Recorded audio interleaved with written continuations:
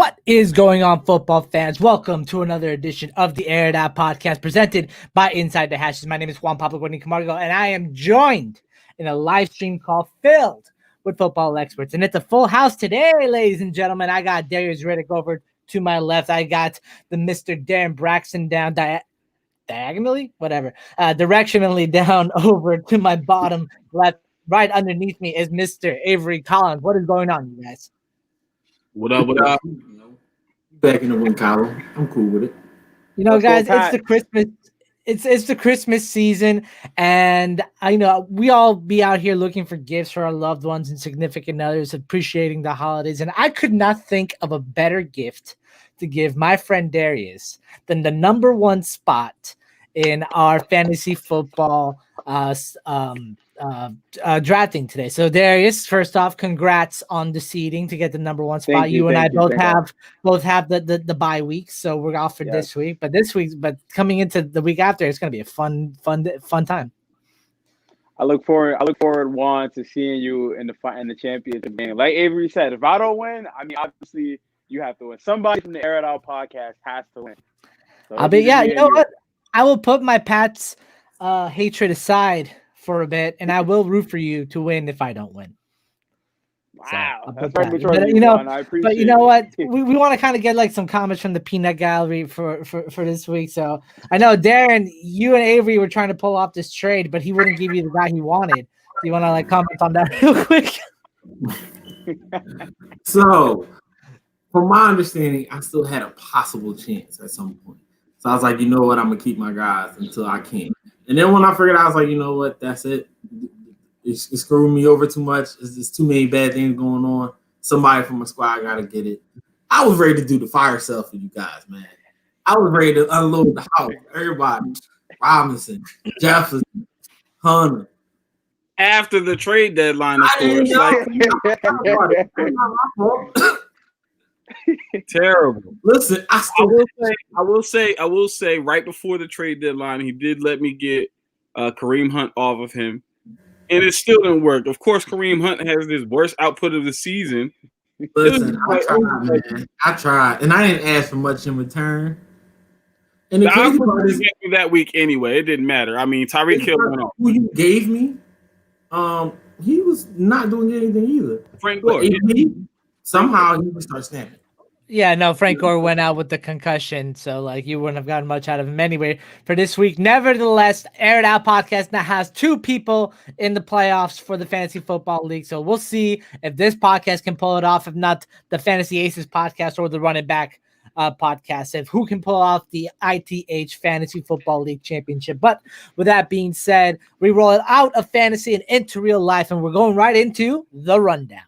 And first thing on the rundown today, the Bills have built themselves back up from a basement-dwelling AFC East team to potentially a Super Bowl contender. And that is in part thanks to the work of GM Brandon Beane, for who was just signed to a multi-year contract extension earlier today with the Buffalo Bills.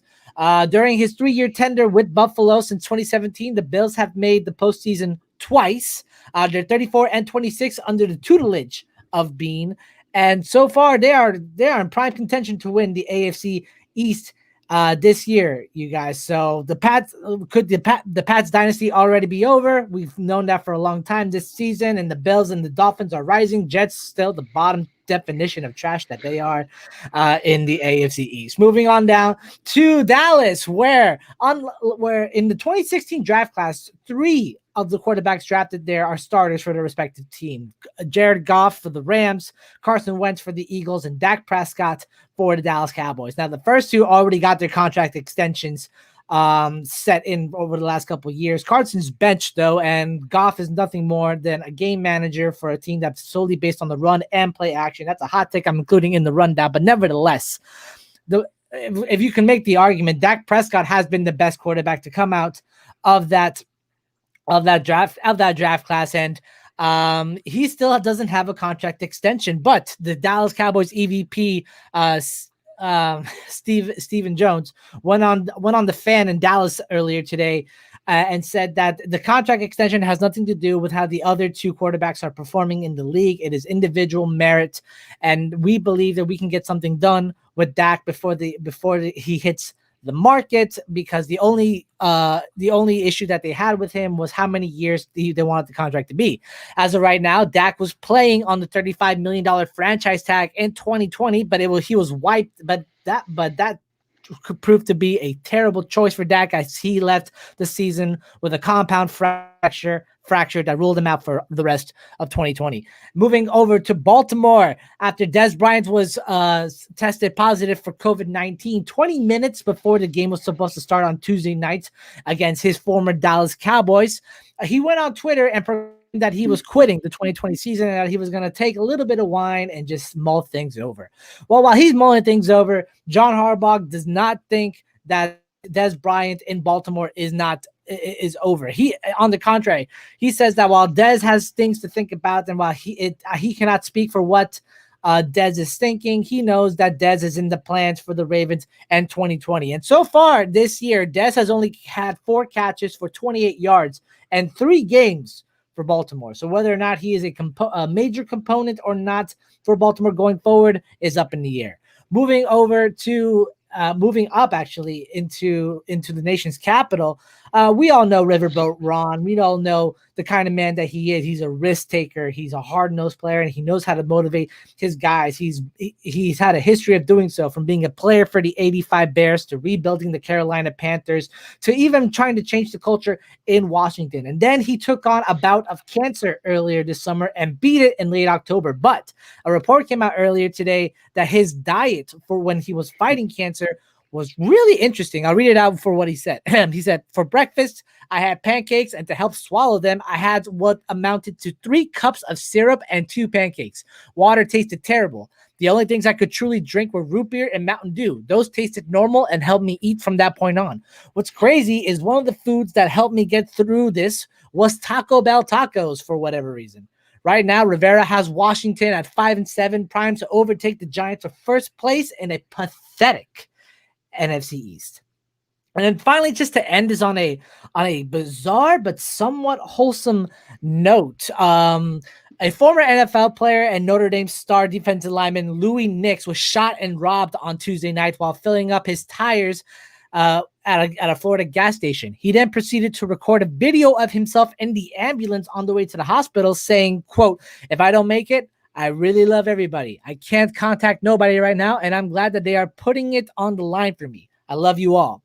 As of right now, he's reported to be doing well in the hospital. He's recovering, and he has been able to somewhat identify his attackers as Jacksonville police are on the case.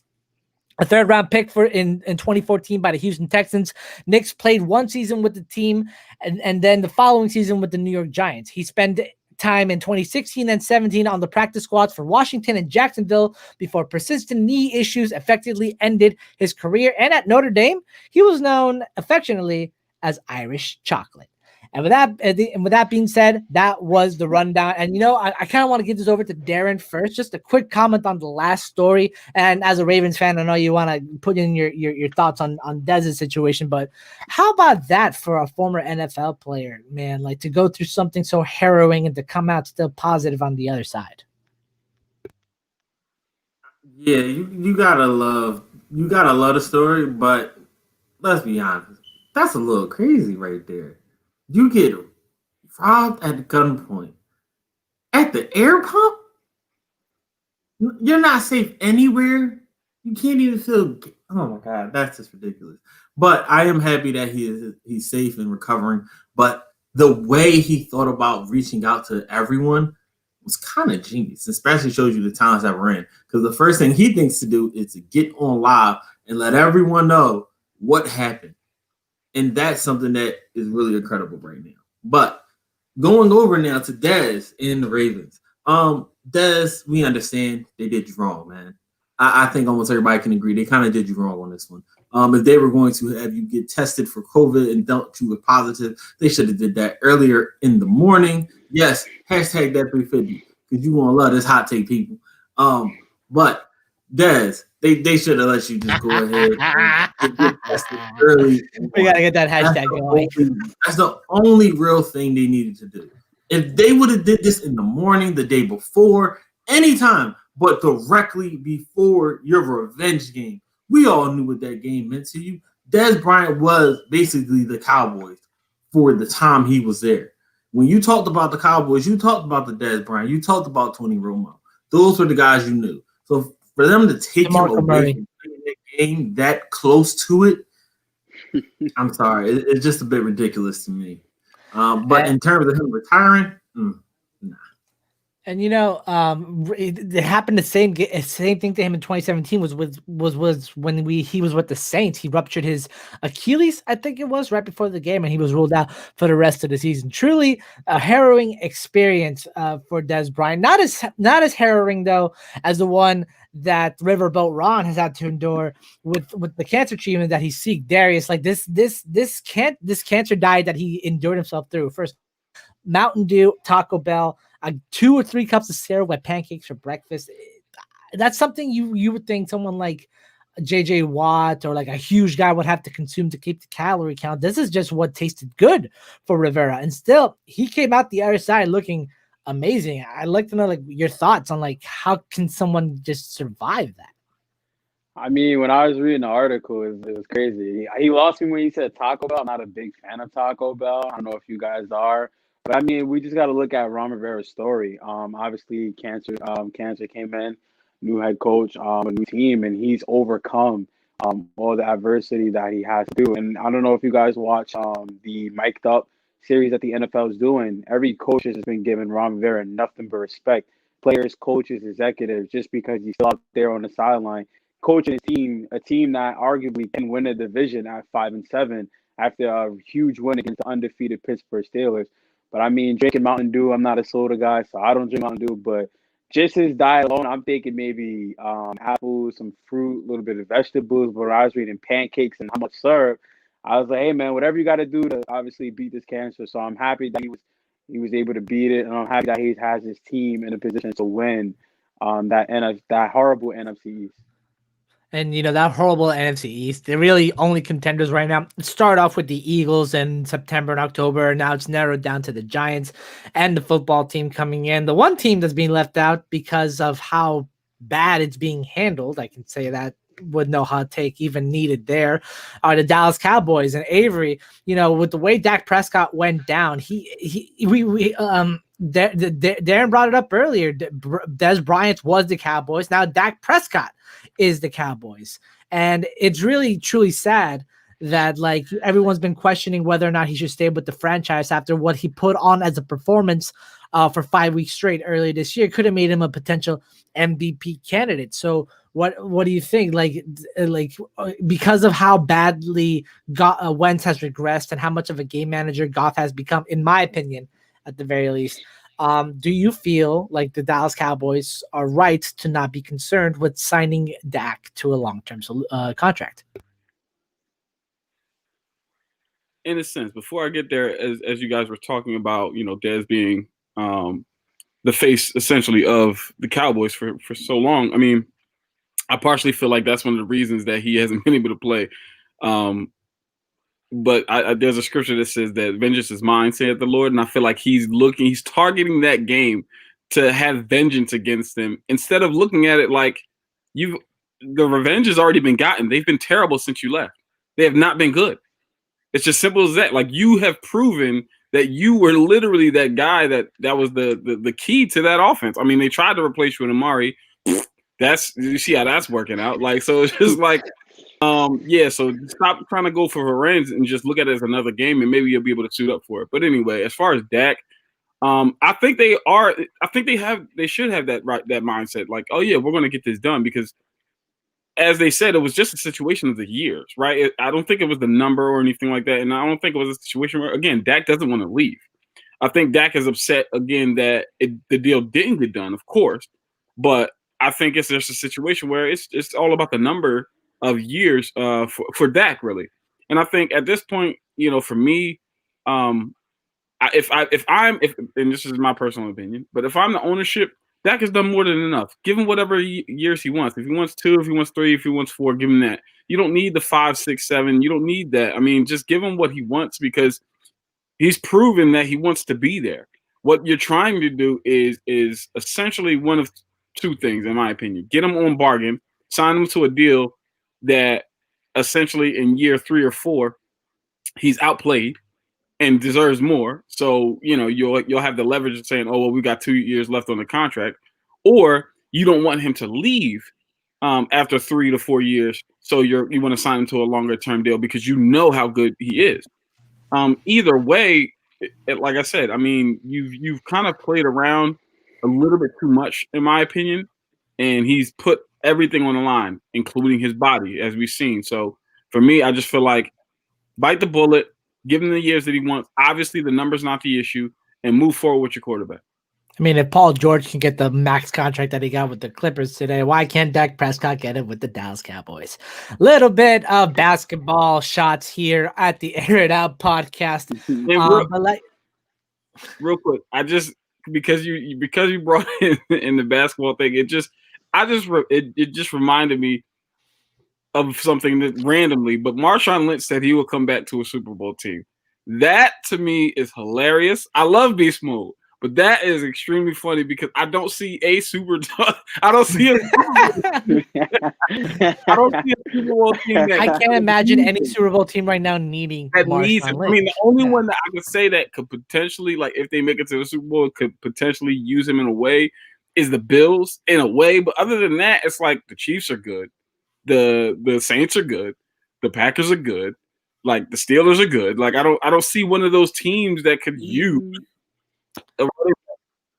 The Chiefs would do it only because they're building their. I think maybe the Steelers just because they're suffering at the running back perspective, and maybe an NFC East team could use them for a late playoff push because of how bad the division is, like Philadelphia, because they are in just such bad shape. Which brings us to our first topic of the day, which is.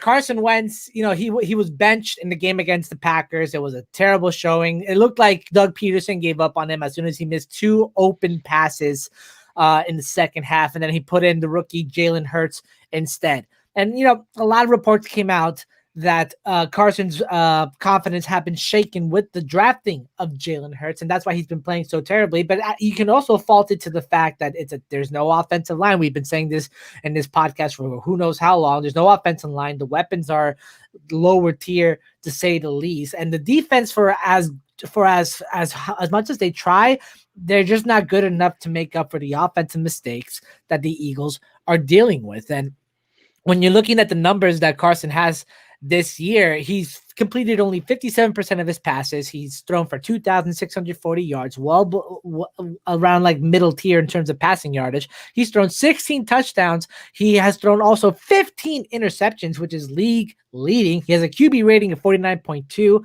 And the worst one, he's been sacked more than any other QB in this league. And that was even before Joe Burrow went down with the injury. Jalen Hurts, you're throwing a rookie into the Lions' den when you're going up against the Saints the week after. And I want to start off with Darren on this one, man. Did Carson Wentz deserve to lose his starting spot in Philly? And what is your out? And what do you think is going to happen to Jalen Hurts as soon as he meets with that top tier Saints defense?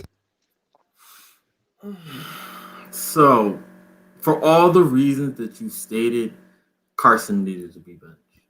You cannot throw 15 interceptions in 12 games. You cannot allow yourself to get sacked 46 times. I understand the offensive line is banged up, depleted, but there's a lot of them from you holding the ball. You trying to make the play when you just need to take what the defense is giving. If he has done that throughout the year, his statistics will look a lot better. Overall, I understand everything given. The bad coaching, the bad play calling, management needs to change a little bit. But you got to understand, Carson, you need to work on the simple things. You cannot worry about outside distractions. You need to work on the simple things. But when it comes to Jalen Hurts did not look super bad to me. He looked like a rookie when playing the Packers, when he got thrown in there. But he also adjusted pretty well. I like the way he came out, rolled out, and threw that touchdown. That was a good play. If he can continue to stack those on top of each other and does what he did best in Oklahoma and in Alabama, taking what the defense gives him, he will do pretty okay against that vaunted Saints defense. I know the season's not going to allow to run, but hey. Avery, like with regardless of how Jalen Hurts performs, and regardless of how this Eagles team fares, whether they win out or they lose them all out, what's going to happen with Doug Peterson?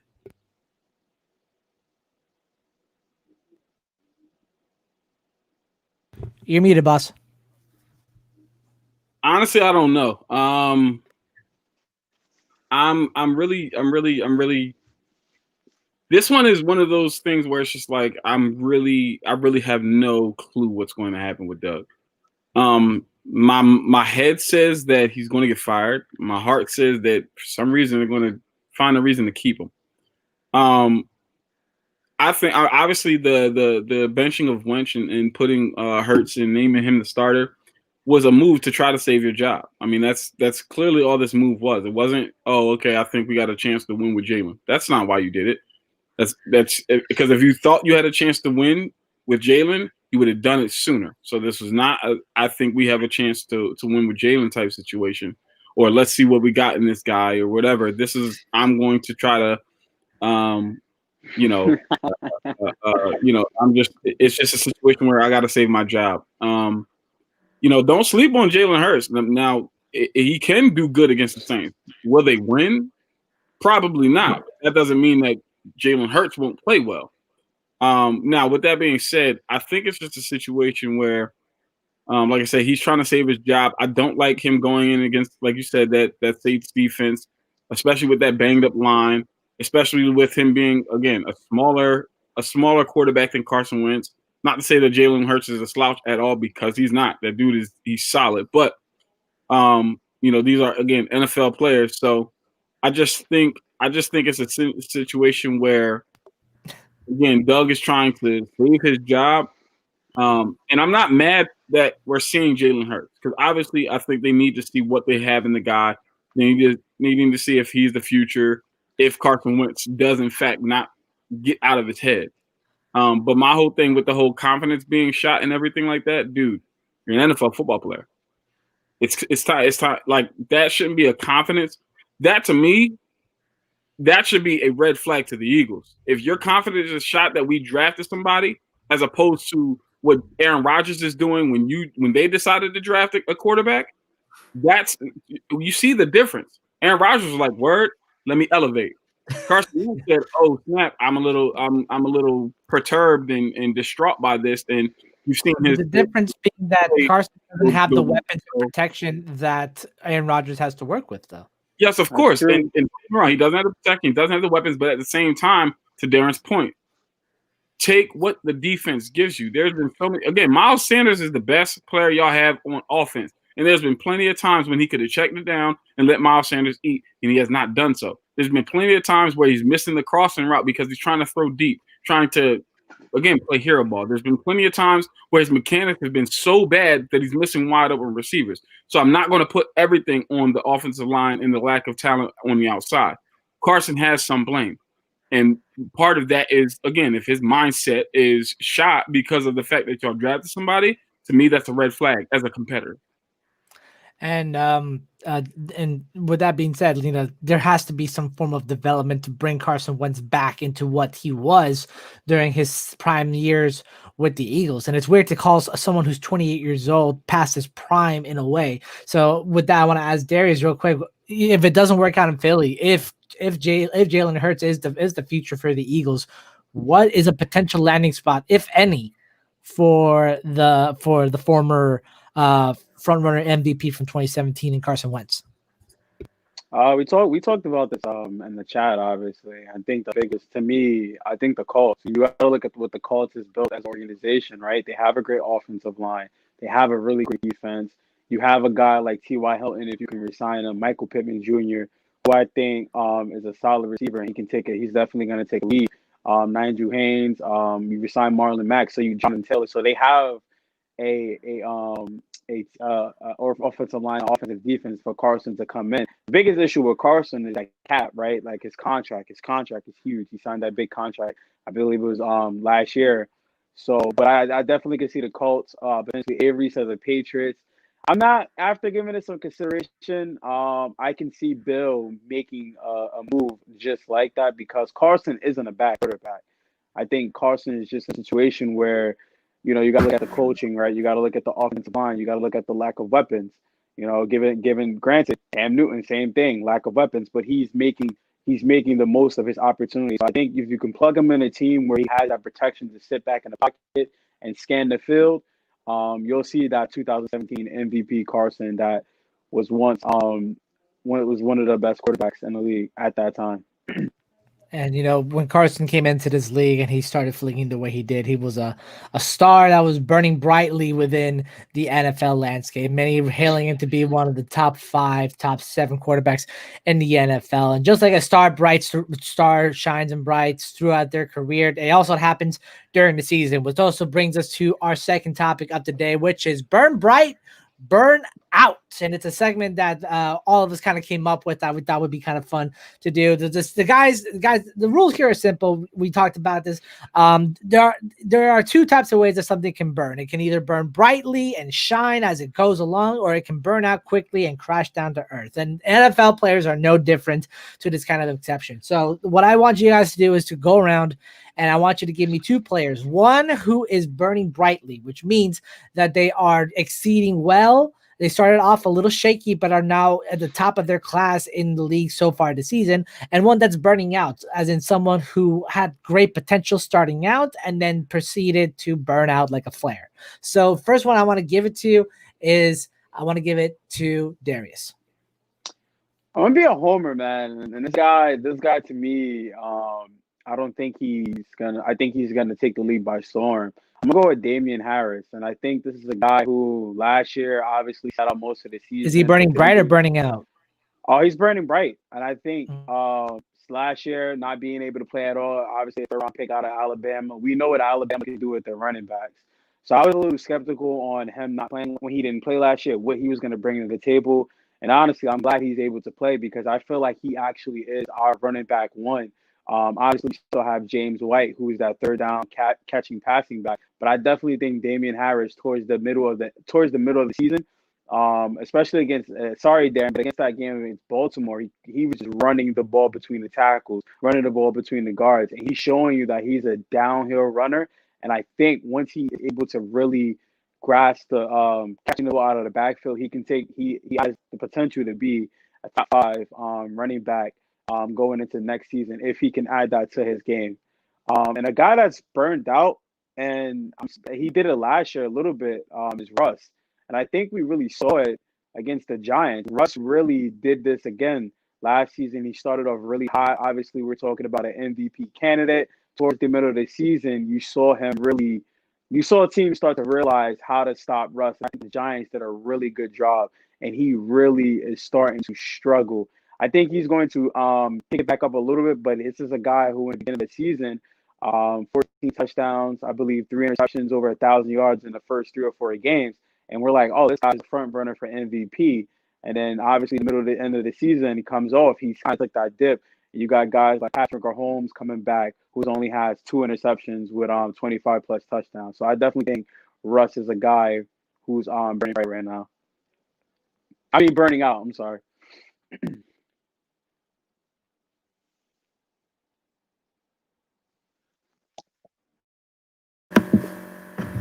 Sorry. And a lot of the recap articles for Inside the Hashes, I was saying that I was promoting Russell to be the MVP this year, that he deserved it, I didn't want him to have the same fate as Drew Brees during his career, but it might end up happening. Avery, your thoughts on who burned bright in the 2020 season and who burned out? So it's just 2020. Yes. Oh, wow. All right, so I'm going to go with my burnt out first, Todd Gurley. I'm going to be a homer. He started off really strong. I mean, he was at the league after, I think, game 4 or 5. He was leading the league in rushing touchdowns. He obviously the yards weren't there, but he was consistent enough where he was doing enough for the offense to be able to put up over 100 points through the first 4 weeks of the season, because they weren't just sitting back looking at looking at playing pass first, right? They weren't worried about the run. Now they're not worried about the run because Todd Gurley isn't doing anything. They might want to call Wayne Gallman for that, as our friend Sam just greatly alluded there, because Right. maybe trade for a guy like Gallman because he's doing pretty well leading a Saquon Barkley-less Giants team right now. Yeah, I mean, he's a guy that you could definitely say is burning bright that nobody expected to see. But yeah, so Todd Gurley would be my guy for the burnt out. I was going to say Marquise Brown, but I mean, he's been pretty inconsistent all year. So it's like I can't really say that he started hot or anything like that and burnt out. So I would say a guy that started hot and kind of started slow and is kind of burning bright at this point is Justin Jefferson. I mean, I think we all can agree there. I mean, this dude literally through the first 3 games, I don't think he had over 100 yards, and now he can't stop getting 100 yards. I mean, when Adam Thielen went out, I really truly thought with COVID, I really thought that Justin Jefferson was going to see a lot of double teams and he wasn't going to do well, and he snapped. And I was like, okay, man, he's legit. He's a legit one in this league. He's not a number 2. He's a legit one. He's a dog, and he's a rookie. I mean, he plays like he's a 5-6 year vet. He's the truth. Like I gotta say him. And if I would say a second guy that I would give that to is Antonio Gibson, because he started kind of slow, and Antonio Gibson has proven. Honestly, I know Justin Jefferson and this and that, but if I was to give my offensive rookie of the year, it would be Antonio Gibson. I mean, and the reason is because he's helping his team get to a point where they're potentially going to win their division. They've just beat the undefeated Steelers and different things like that. So, for me, it's between those 2 guys for the rookie of the year, but I would say those 2 guys are definitely burning bright. Eagles fans really regretting not having Justin Jefferson, but having Jalen Reagor and J.J. Arcega-Whiteside instead. Nevertheless, great picks on that. Justin Jefferson has single-handedly saved one of my fantasy seasons this year, so I'll give you that. And, I kind of want to now give it over to Darren, man. Your burn bright, burnout candidates. Who you got? Sometimes I know we argue, but on this, we agree so much. My burn bright was Justin Jefferson, and my burnout was Russell Wilson. As you guys already alluded, Justin Jefferson, you got to think about it like this. The guy, first 3 weeks, nothing. And then since week 4, he had already 4 100-plus yard games. And along with that, the last 5 weeks, he has 30 catches, 476 yards, and 4 touchdowns. The guy is going off. And just to go along with you, Avery, I had 2 honorable mentions: Antonio Gibson and James Robinson. Those are my Antonio Gibson's out with turf toe right now, so he might be disqualified. He might be disqualified from that. He can't but still balling. You can't, because you got to think about it like this: the last 6 games for each of those 2 running backs, they have at least 2 to 3 100-yard rushing games. When their first 6 games, they were nothing like that. James Robinson is the only one with 1 100-yard rushing game in his first 6 weeks. Other than that, they were more likely pass-catching backs. And then when it comes to Russell Wilson, you got to think about this. The last 5 games, 6 touchdowns, 5 interceptions, 4 fumbles lost. The guy is turning it over at an alarming rate for someone that is so great as Russell Wilson. We got to understand, he does this every year, but a 2-3 record in the middle of the year is not what you want. This is the time when you want to really be picking it up and making that playoff push. He needs to get back on track to get where he was at the beginning of the year. We all know Russ can do it, but right now he's starting to burn out, people. Hey, Verno, you had a quick comment. I just want to throw in an honorable mention for a burnout player. And it's not just for this year, it's just in general. And it's scary. It's a scary stat. I'm going to throw this stat out, and I want to know if you guys know who I'm talking about. This person has had 1 or fewer throwing touchdown passes in his last 15 games. Cam Newton? That's correct. I mean, that's scary. Like, think about it. We're talking about a former NFL MVP. He's going to a Super Bowl. At one point, he threw 30 touchdowns and yada, yada. And it's like, what happened, dude? Like, I get the injuries, I get all of that, but it seems like you're healthy. What is going on? And so I just want to see Cam get back to form. Not even 30 touchdown Cam, but at least won a game. And with that being said, I kind of was gonna give my burn by burnout candidates real quick because I just thought of them right now. I had two prepared, but now I have like ones that I think are even better. My burn bright, former New York Jets defensive tackle turned Giants defensive tackle Leonard Williams. All right, because like think about it this way: in the 3 years that he was with, 3 or 4 years that he was with the New York Jets, he had only produced about like 3 to 5 sacks per season with the Jets outside of his rookie year where he got into the Pro Bowl. So far this season, 8.5 sacks for the Giants, and he's in contention to go to the playoffs for the first time in his young career, which I think is amazing. Seeing like a lot of the Jets players that were on my team that I thought could have done so well together, just thriving outside of Jamal Adams, of course. I love to see success for these guys. And my burnout player is someone that burns out in the sense of like not getting the hype they were getting earlier this year, but are kind of on the low term now and are less of an important factor than they originally thought to be. And I'm giving it to Atlanta Falcons wide receiver Calvin Ridley. And the reason I'm giving it to Calvin is because, look, he started out the year on fire. He was averaging 110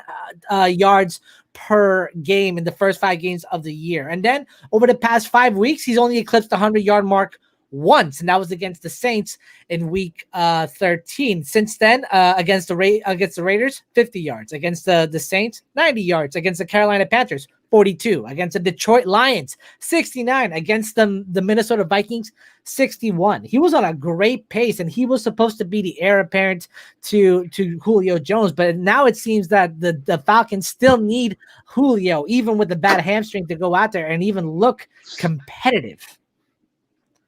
I'm sorry, but I got to comment on this. And I thank Jerome for putting that gif in there because what? Calvin Ridley is your choice for the burnout? Like, seriously? Like, exactly. What are you talking about?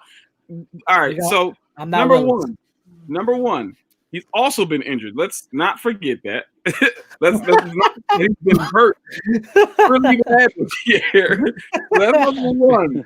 Number two, as you alluded to, Julio's been hurt. Yes, of course. Number three, there's absolutely no running game. Again, when you have no running game, teams are going to be, and Julio's not on the field, we're going to be like, well, we're just going to double and triple team hit this guy. And then you got Russell Gage dropping passes. So Matt Ryan's like, I can't throw it to him. You got Hayden Hurst, who the last game had an offer, so he's like, I can't throw it to him. So he's going to force it to Calvin, and Calvin's playing hurt, and he's getting double and triple team. For me, I can't say that he's burnt out. What I can say is he's a product of a horrible team. We suck. Like, I got 2 hours for you real quick. Just for the FYI, and then we're gonna move on. That's this. My original burnout candidate was Lamar Jackson. Okay, we're moving on into week 14. Always something. Week 14 game picks, and we're moving on to week 14 hot takes. Oh man, Darren, you know I got nothing but love for you. And your 3 touchdown performance. I'm loving it, people. 3 touchdown performance last game. Let's get to it, people. And let's hashtag 3. Just remember, hashtag 350. We can get that trending on Twitter. That'd be great. So I'm going to throw it over to Darren because I attacked his quarterback to start it out for his week 14 game pick and hot take. So let it roll, my man. All right. So it's a couple games I'm definitely looking at that's going to be pretty good. Starting off tonight, New England, Los Angeles. Those 2 teams, they are pretty good, surprisingly enough. You did not think that both of those teams were going to be where they are right now. Let's be honest. And I really like how New England's starting to bounce back. I don't like New England. We all know that. But Belichick is doing a good job right now. He's doing a good job. He knows what to do to get the wins. Got to give it to him. Second, KC in Miami. That's going to be good for me. Because I want to see what Tua does against Pat Mahomes. And that brings me to my first hot take. Tua shows off against that KC defense. 350 plus. Yeah, people. The hashtag 350 is back. 350 for Tua. Stop ruining these 3 quarterbacks, touchdowns. man. But we all know Tua's not going to win this game. Mahomes outduels him. 400 yards passing, 4 touchdowns, and 2 touchdowns for Travis Kelce and Tyreek. Who are the receivers that are going to eclipse 100 on the Miami Dolphins that are going to get 2 of the 350 that he needs, Darren? I'd like to know that. Devontae Parker and one big play from a very, very good special teams fast guy, Jakeem Grant. If you do not know that name, he consistently makes big plays, people. Big plays. Gotta love it. My second hot take is actually for Baltimore and Cleveland, which is my game of the week. Yep. Baltimore wins this. Baker goes back to being who he is. Not last week, Baker, but the Baker of 2 interceptions or a fumble loss. Lamar goes back to having his 3 touchdowns again. 2 passing, 1 rushing. But unfortunately, Chubb still goes for 100. They lose from Baker's turnovers. I wouldn't be surprised. I mean, it's a 50-50 game for the Ravens, Cleveland game especially. But I can see where you're coming based off of precedent, but we'll see where it goes. I'm going to give – I did this because I was just pouring down on the heat that you were trying to deliver because that was – like the first time it got too spicy in the kitchen. I really couldn't handle that heat with the Jakeem Grant, Devontae Parker situation. Also, some breaking news, real quick. The New York Daily Post's Manish Mehta has been removed from the New York Jets coverage beat. I don't know if you guys know Manish that well, but let's just say he is not a good beat reporter for the New York Jets. In fact, he's infamous. He's terrible. He's evil. He's ugly. I'll say it now. Goodbye, Manish Mehta. I never liked you, and I never will. All right, now moving on next to Darius.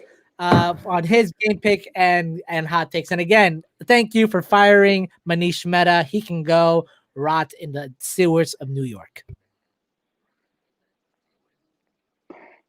First and foremost, shout out to the Giants for getting out. Not an upset win because I knew they was going to win. Like I said last week, I had that weird feeling and they won. But this week, a game of the week, Darren, I'm surprised you didn't say it, man. Pittsburgh is awful. I mean, I think, is that not the game that everyone's gonna watch? And is Josh Allen? He just carved up that San Francisco defense. Can he do it against the elite Pittsburgh defense with T.J. Watt, who leads the league in sacks with that suspect secondary? But that's one of my games that I'm really watching. I think Kansas City against Miami. I mean, I think Miami, again, weird feeling, but I think Miami somehow upsets Kansas City and wins off a field goal. I really think Miami is going to somehow pull it off and win off a field goal. But yeah, man. And then obviously tonight, my hot take. I'm gonna go. Our defense carries us again against the LA Rams. It's gonna be a defensive showing again, where we just dominate on the defense and special teams, and we rattle my man Jared Goff like we did in the Super Bowl. And Cam Newton has under 100 yards passing. I mean, he had 69 passing against the Chargers, so. And we 45 points. 45 points. 45 points. But granted, the Chargers special teams is historically horrible. All right, so you can't 45. Really. 45. Yeah. 45. 45. You're calling 45. You're calling 45 to happen here tonight against the Rams, though. No, I think we definitely are gonna put up some points. I think we're gonna put up some points. It's definitely gonna be 30 plus. That's what I'm saying. 30 plus against Aaron Donald, against Jalen Ramsey, against Josh Johnson. Yes. My. None. Oh wow. Okay. No, hold on. 14 points coming from the defense. Who's going to give you those points? All right, Jacoby Myers, Damian Harris. I don't think so. Not against Aaron Donald and Michael Brockers on that line. Hey, Juan, go ahead and put your Rams jersey on after the pod. So when we win, I can DM you and be like, something to say. How do you know? How do you know if I'm picking the Rams tonight? You don't know. You gotta pick the Rams. You can't. Why are you assuming my picks, man? That's not how it works. Look, you made your picks, which are available on our Inside the Hashes Instagram stories. Go check them out. But you don't know how my picks are going to go. Anyway, Avery, give me your game pick and your hot takes now. Y'all crazy. Y'all really was reaching for them hot takes. Y'all was like, hey, let me find something in this cabinet. I got some red hot, some cayenne pepper, some ghost pepper salt. And y'all just trying to mix stuff up and just make it real spicy. My. Oh. All right, so some great games this week. Obviously, to Darren's point, Ravens Browns. That's going to be a great game. To Darius's point, on you, Darius, not on anyone else. I'm willing. I can take one after this episode. To Darius's point, the Steelers and Bills game is going to be great. But I'm interested in seeing. I like the struggle games, man. Those are the games that turn out to be really good. Washington versus the 49ers is going to be a really good game. The 49ers are still technically in the playoff race right now. Washington is fighting for the league in the lead in their division right now. And Washington is obviously going to be on a high coming off of beating the Pittsburgh Steelers undefeated. So I'm really intrigued to see how that game is going to go. I'm actually going to pick Washington in that game. I just don't know if I've seen enough from Mullins to say that you're just going to beat the Washington the Washington football team. So I'm interested in seeing that. Packers and Lions. Oh, come on, man. It's a rivalry game. That's got to be a good game.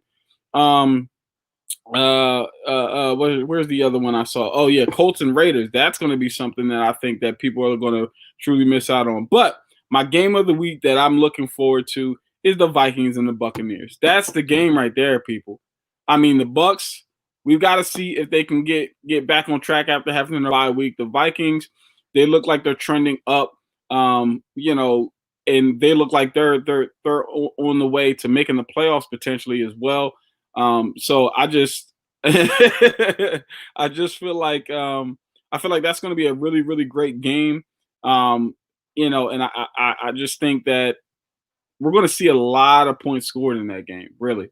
I think it's going to be a shootout. I don't think it's going to be one of those, nail biter, down to the wire games. It'll be down to the wire, but not one of those low scoring down to the wire games. It's going to be who's going to have the ball last type situation. My upset, not my upset. My hot take is I'm actually going to go. I'm gonna pull it's not even a hot take, but I'm gonna pull a Darius. The Giants are going to beat the Cardinals. I feel like the Giants are going to beat the Cardinals. I got a weird feeling. Do you hear that? Do you hear that, man? Do you hear that? Giants fan Sam Kirk be like that. Rachel Dorada be like that. Listen, I feel like the Giants are that weird feeling, Avery. I don't know what it is, but I got that again. I got that weird feeling, and I feel like the Giants are going to beat the Cardinals. And yeah, I don't see D-Hop going over 100. Crazy. Good because that's good because I'm on a bye week. Crazy. That's good because that's good because I'm on a bye week, so I really don't want that to happen. And you know what? That's fine. I appreciate that. Good thing I'm on the bye week because D-Hop's on my fantasy team this week. But nevertheless, there's a lot of games that we can pick. I can pick from here. Almost I chose the Colts and the Raiders one because those are two teams on the fringe of the playoffs. Wait. Did we not all just peep that subtle flex that Juan just said? What? Oh, I'm on the bye week, so yeah, if he doesn't get 100 yards, that's cool. I got the number one overall. I wasn't being subtle. I was not being subtle. Am I known for subtlety? Yeah, hell yeah. So even the armpit stain shows it. But anyway, there's a lot of interesting games for me to pick here. I really wanted to do Colts Raiders just because of the playoff implications that are there, but I thought one of you guys were going to take it. So I actually chose a game that no one was really suspecting would be interesting. I chose a divisional game. When you get into gains on these guns, you can't really do much, Jerome. You gotta show off the product. You know how it is. But anyway, the game I chose is a divisional game. which is the Tennessee Titans against the Jacksonville Jaguars. And let me explain why. I actually wrote this down piece for piece. So, Jacksonville nearly pulled off the upset against the Minnesota Vikings, right? But then it didn't flip out. Instead, it was a really bad Mike Glennon toss to DJ Chark that was intercepted by Harrison Smith, ending the chance for the Jacks to cement the number 2 overall pick. And now, it's evident that they're tanking for Lawrence, just like the Jets are. It's not a secret. Why else haven't they put in Gardner Minshew instead of Mike Glennon to come and play in? But the Titans, on the other hand, are trying to fight to keep their lead within the AFC South. All right, with the Colts coming hot on the trail to try to take the spot, they need a win, and they need it desperately. And the reason I'm saying this because if this game kind of feels like a trap game for the Titans. It has the feeling of a trap game because after they lost to the Cleveland Browns, they're looking to try to get right, and they're looking to try to get back into the winning ways that they started. But I just don't know because that Titans defense is suspect. We saw Derrick Henry fumble for the first time since last year, which is just incredible to me. And Mike Glennon, he's put in there to try to continue to tank, but he's been actually not that bad. He's averaging 258 yards per game. He has a 3-2 touchdown to interception ratio, and he's completing 62% of his passes, better than Carson Wentz, I have to add. So with that being said, here are my 2 hot takes. Well, my first take is just going to be my pick. Darius was right. I am picking the Rams to win against the New England Patriots tonight because I think Jalen Ramsey is going to torture Jacoby Myers and Aaron Donald is going to have 3 sacks against Cam Newton. That's my first take. My second take is that I think that the Jacksonville Jaguars are going to upset the Tennessee Titans. I genuinely think that that's going to happen because this just feels... You have that weird feeling. It's that weird feeling for the setup of a trap game that the Titans are walking into going down to Jacksonville. And it is really suspicious for me. I know it sounds crazy, but it just happens. I mean, we almost saw the Jets pull off their first win of the season against a playoff potential team in the Oakland Raiders. And they were coming off a terrible loss against the Atlanta Falcons. Keep that in mind. And they almost won. So who's to say the same situation could not happen to this Titans team? And it feels weird for me to say, but I'll add a little more sauce onto it. I say that James Robinson is going to have a 130-yard rushing performance, and Mike Glennon will throw 2 touchdowns and 1 interception. I can see it all. That's a wild boy. I tell you, it's hot take. This is hot sweet. Hey, listen. In the words of my man Gerald from here on, you're a bold kid, Juan. You're a bold kid. Because there is no way that Jacksonville is winning this game. I'm sorry. And let's just be honest. The Raiders, we probably might. It might be time to really admit that they're not as good as we think they are. And let's talk about another thing with the Raiders. He's another burnout player, Burning Bright player, Darren Waller. But anyway, go ahead. Juan, I will say, I know that feeling, Juan. I know that feeling when you think a team could possibly do it. I can see Jacksonville doing it, man. I can see Jacksonville doing it. I can see them pulling up the upset. I'm gonna just say it like that, especially because that ain't it, Chief. Baker Mayfield torched that Titans defense. That ain't it. Torched them. That ain't it. Can't do it. Remember in the Vikings game when Glennon almost threw a pick, it was deflected, and then Connolly caught it in the. Was it Connolly? Who was it? Totally number 10 for the Jaguars. It was Chestnut. The rookie.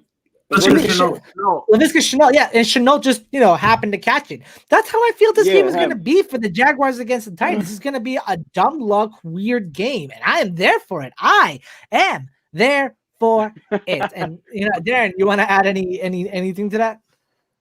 So real simple.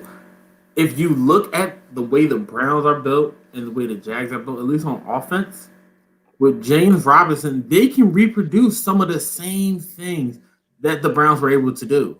Maybe not with the 2 tight end sets, but they are able to do it. They have a couple good receivers that are able to beat the Tennessee Titans. The Tennessee Titans defense is not that great this year. They are opportunistic, but they are not Mhm. that great. One thing that you guys are overlooking is the fact that the only reason the Titans lost that game is because they got down early. There were mistakes. That was the reason that the Titans lost that game. Remember the score, and remember what the Titans did in the second half. They only allowed the Browns to score one more time. Let's not forget that the Titans are a legit playoff team. They don't change their identity for anybody. Like, imagine if they changed their identity and decided, let's go away from the run and start throwing the ball and scoring some points. Because as we saw, nobody could guard Corey that game. And AJ, if he wasn't hurt, he was definitely snapping, and he still played the rest of the game, and he was balling as well. So they really couldn't guard those two guys on the outside. So let's not act like let's not get too over the top of what the Browns did, because remember, like I said, Tennessee came back in that game, and the only reason that they, in my opinion, the only reason that they won that game is because they got up big early. It's not going to happen in Jacksonville. But then the Titans Go put Jags. in that first half hole in the first place. And I'm not just picking the Jags to win just because I want New York to secure the number one overall pick. That is not my reasoning whatsoever. But it's just the feeling You that I'm lie feeling. like a rug. and guys, we just surpassed the 56-minute mark at this point, so we are way over. But with all the hot takes we're giving, I will say I was right about one thing. Like I was flip-flopping a little bit with my first hot take last week, which was that the Steelers would beat the Washington football team on Monday night. And then on my jersey picks for Instagram, I picked the Washington football team to beat the Steelers. So, premonition. And so far, a couple of my hot takes have come true. Matt Patricia got fired, and Washington beat the Pittsburgh Steelers, and they kept it close. So if this happens, man, we're gonna be looking for who's the better hot take king in this Air It Out podcast. And with that being said, guys, that's where we're gonna conclude today's show for today. Thank you to everyone that tuned in and commented today. And guys, this isn't the only podcast that Inside the Hashes does. We also have the Fantasy Aces podcast and the Run It Back podcast that y'all can check out every Tuesday and Wednesday nights. And you can find those on our YouTube, just like you're watching this now. You can also find it on our website, InsideTheHashes.com, as well as in audio form, whether it's on Spotify, Apple Podcasts, or Anchor. Wherever you listen to audio podcasts, Inside the Hashes is there. And go ahead and go follow us on our social media. On Facebook, we are Inside the Hashes, the football group. On Twitter, we are at Inside Hashes. And on Instagram, we are at Inside the Hashes. And I just want to make a quick correction. The second podcast I meant to say was the RPO podcast. Excuse me for that. And then, guys, go ahead and join us on our Discord. We want to hear from you just as much as you like to hear from us, whether we're talking high school football, college football, the Arena Football League, the Premier League, which is still soccer but English, and even the NFL. We want to hear from you on what you have to say. Come join the conversation. For Avery Collins, for Darren Braxton, for Darius Riddick, for Sam Kirk, who commented, from Christopher Thomas, and from our producer behind the glass, Jerome Jones. My name is Juan Pablo Guarin Camargo. This has been the Air It Out podcast presented by Inside the Hashes. We'll see you next time.